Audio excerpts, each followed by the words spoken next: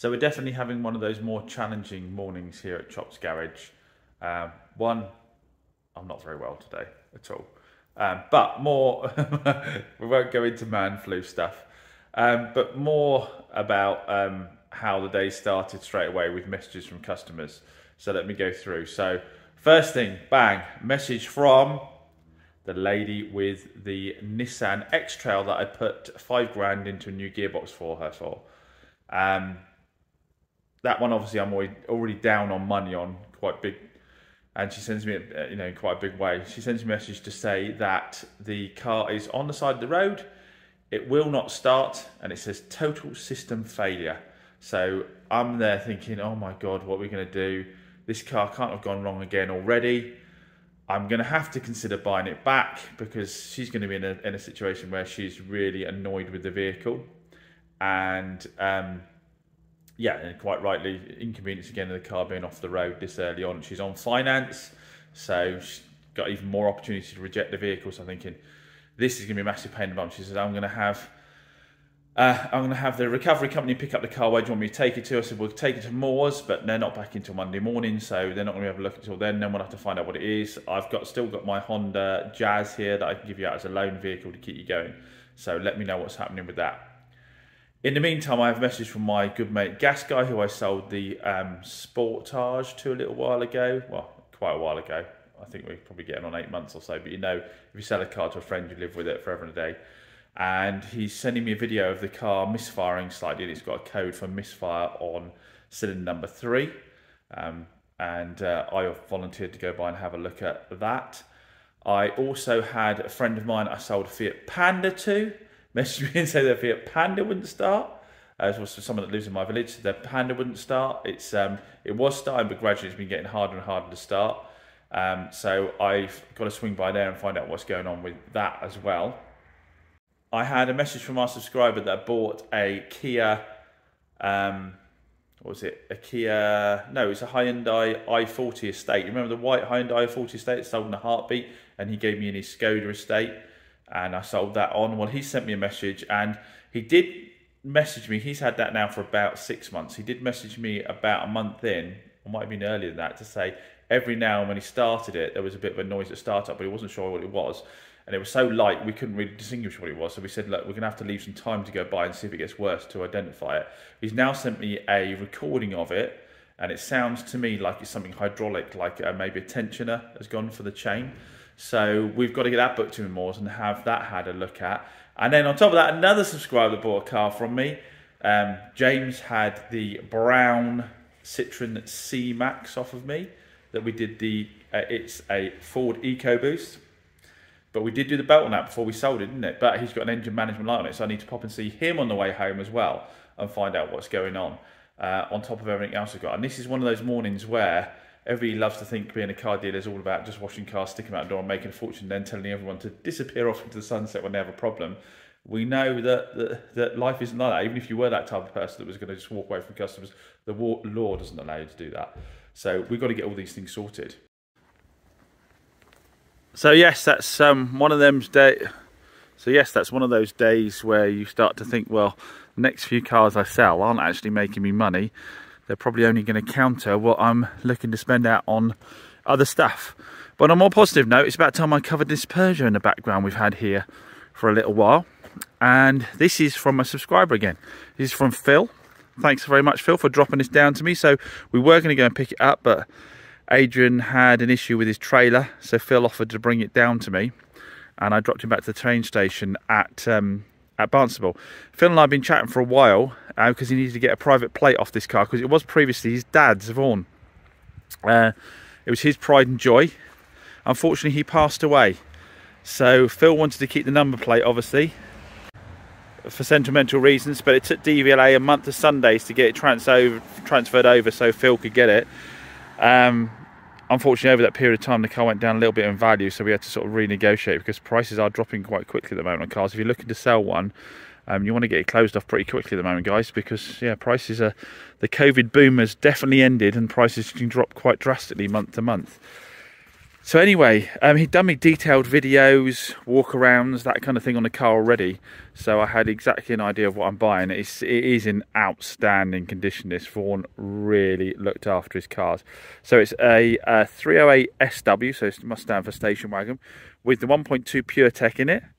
Now, before you go mad, we'll discuss that a little bit further in a minute. That's why this one's a safer bet. It is the 130 brake horsepower, really nicely spec'd out car. Big thing, automatic. It's a full-blown auto. Now, this is one of the few autos with low road tax as well. This only has £35 road tax on it, even though it's 130 brake horsepower, automatic, and because of the engine, it'll also do 50 mpg. It's just immaculate inside. I mean, he said his dad was very proud of his cars, and you can see it. It's just the condition inside is as new. It's absolutely beautiful. Has a full service history, 100% full service history with Citroen, and then a Citroen Specialist. And we like Specialists because Specialists have an enthusiasm for the brand, and they're going to know all the little workarounds and little things to do to make sure you can keep these cars on the road. Tend to be a little bit better price than the main dealers, but like I say, they've actually got a real enthusiasm for the brand. In comes the rain as normal. Things like this, you put these door protectors on the edge, which I've left on. They can be taken off easy enough, obviously, to stop any chips and so forth. But all these alloys are in fantastic condition. There is no lack appeal on them. There's no curbing on them. He's put Michelin cross climates on all the way around. It's one of those cars where, you know, nothing has been spared in terms of you know, keeping the maintenance up and using the right stuff on it. Now, obviously, we're going to get into the PureTech thing. Let's get inside and get out of the rain. Before I close that boot a second, look how bloody enormous this boot is. It's absolutely huge. Obviously put the seat down as well, but yeah, massive boot. Obviously you can see everywhere he's put protection to just keep everything nice and clean and tidy. Let's hop in and get out of the rain. So it's got the full touchscreen in the middle here with sat nav, Bluetooth, climate control. It's got the app, so you can obviously mirror your mobile phone on it. We've got the full auto with sport setting, or is that snow? I don't know if that's sport or snow on this one. That's snow, isn't it? So that's going to be sport, I would imagine. Then you can flip it over and do the manual. Auxiliary input, USB input. Mileage is only 46,842 miles. Now, he did have an issue with the engine, and we have an invoice here from Citroen Specialists to put a replacement engine in, and that was just 43,771 miles. So it's done like 3,100 miles since. I phoned these guys up just to confirm this all. It is a reconned engine they've put in, reconditioned, and then they put in obviously new oil. They put transmission oil in the gearbox as well at the same time. They did a full-blown service on it, had the whole lot done. Total bill £4,083. Like I say, they are Peugeot specialists and they know what they're doing. The engine came out with a 12-month warranty on it as well, and it was fitted in September 2022. Obviously, it's done next to no miles since then, obviously due to his ill health and so forth. But this car drives so smoothly. That gearbox is changing gear lovely. The engine pulls really well, being the 130 brake horsepower. It's a really nice, to the extent where one of the reasons I haven't done a video on it is I drove it around for about a week on and off. Just sort of, yeah, going around a bit. I did take it out to a lady to see who said to me that she wanted an automatic because she'd smacked her car and hurt her leg, and now she needed an automatic. And she wanted the Renault Clio I had in stock, the blue Renault Clio. But she said, I've been told absolutely I need to buy a car from you, James, so I'm going to hold on for a car from you. Let me know if you get any autos come in. So I said this one came in. I sent her a picture of this car, described what it was. Definitely, I want to have a go on that. I want to have a go on that. So I turned up and she said, oh, well, should we go for a test drive? I thought, well, that's a good sign. So hop in for a test drive. And as we're driving off, she goes, of course, this is too big for me. I need a small hatchback, but I thought I'd give it a go. You're like, and then promptly took it down the lanes and took me to the worst lane I've ever seen. I mean, we're not talking potholes. We're talking literally stuff like that, where the car, you know, I could feel the front bottom edge of the bumper touching as it went over it. It was like, oh my goodness. And even she apologised. She was taking me long. I don't know what was going through her mind taking us along that road. But yes, but I haven't actually. I've only literally just put this up on my website and put it up for sale because, like I say, I used it for a little bit myself. And yeah, just drives absolutely beautiful. It's obviously fully kitted out with absolutely everything. Autobox should be appealing. But yeah, in terms of a load lugger, you've got so much space in it. And the thing, like I said, is like I say, it's got a full service history on top of that. There was an invoice in there to show that it was overfilled with oil. I don't know if that's perhaps one of the problems that caused the original engine to go, or whether it was just the dreaded cam belt. I can't remember what Phil told me. But yeah, beautiful car. No paint to do on it at all. The paintwork is absolutely lovely. All the chrome is lovely, headlights lovely, everything. It really is fantastic. I think we just need to, I can't remember if it's due another service or not yet. Get that done, get a fresh ticket on it, and get it up for sale, and we'll see how we go with it. I mean, obviously small autos is where it is at the moment. People are going mad for small autos, but this one, even though it's a bigger car, still has the lower road tax and a good fuel consumption, so perhaps it'll be popular as well.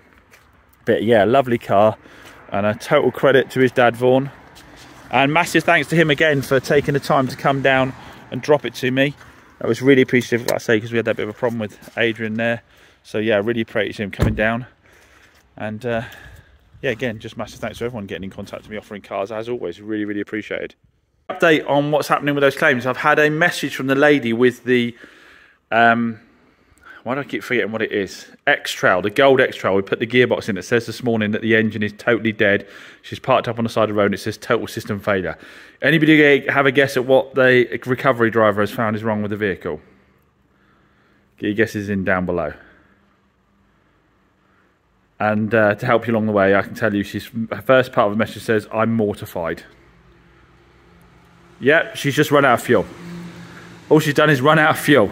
So, she's run out of fuel. That's all it was. I would normally be annoyed by that, but I'm just relieved, I think, more than anything, because you gave me a little bit of a heart attack there for the morning. I'm just more relieved than more than anything, because I said visions of buying the car back and all kinds of stuff. But that's all it was. So now we've just got to knock down the other ones. In terms of the i40 with the timing chain noise, we've booked into Moores for the for our subscriber to take it down to Moores and have them check it out. So I'm not really going to know that for a little while. So that's still a bit of an unknown.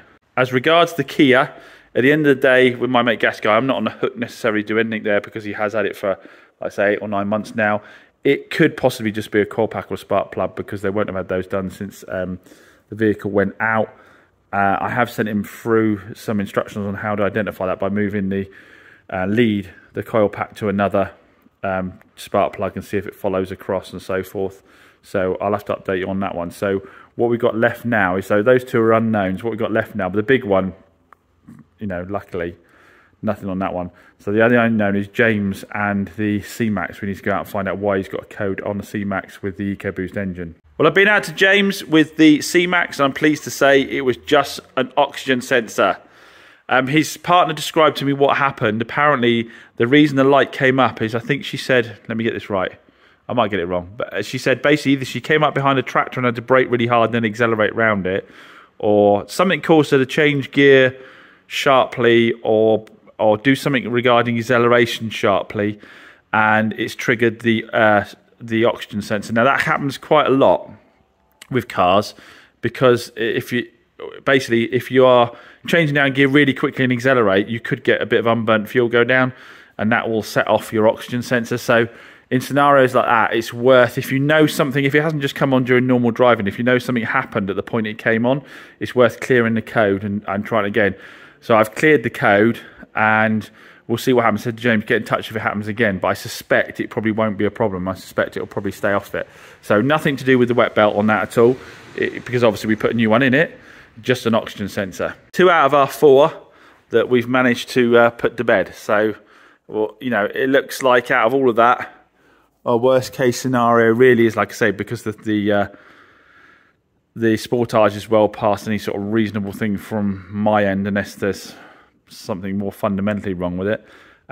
It's really just down to possibly a timing chain on the i40, which I'll take versus where we could have been at the beginning of this. Oh, I forgot one, the Panda, didn't I? So the Panda turned out to be a cam sensor. Now, I went by and plugged it in with the top on, and it came back as cam sensor. I took the car away to try it out, and it actually failed at the top of my lane. And I couldn't get it to go any further at all, because it was starting, but then it was getting harder and harder to start.